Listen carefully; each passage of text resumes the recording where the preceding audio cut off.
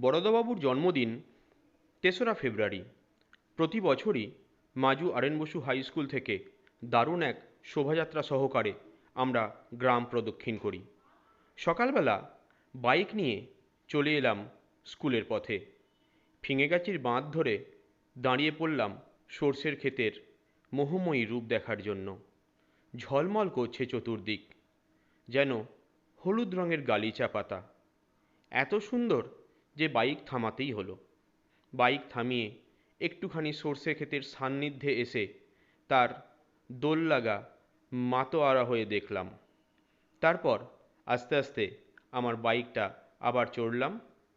পথিমধ্যে সেই গ্রামের ছোঁয়া লাগা সেই গরুর হেঁটে চলা দেখলাম। তারপর চলে এলাম স্কুলের গেটে। কিছুজন ইতিমধ্যে এসে গেছে। আমাদের মাজু আরএন বসু হাই স্কুল বেশ রোদ ঝলমল করছে।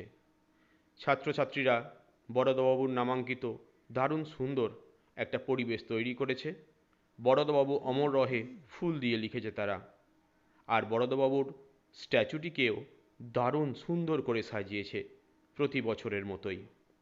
এত সুন্দর দেখতে লাগছে যে এখান থেকে চোখ সরানো মুশকিল।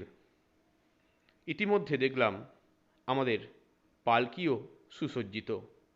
এই পালকিটাকে ছাত্রছাত্রীরা কাঁধে করে গোটা গ্রামে প্রদক্ষিণ করায়।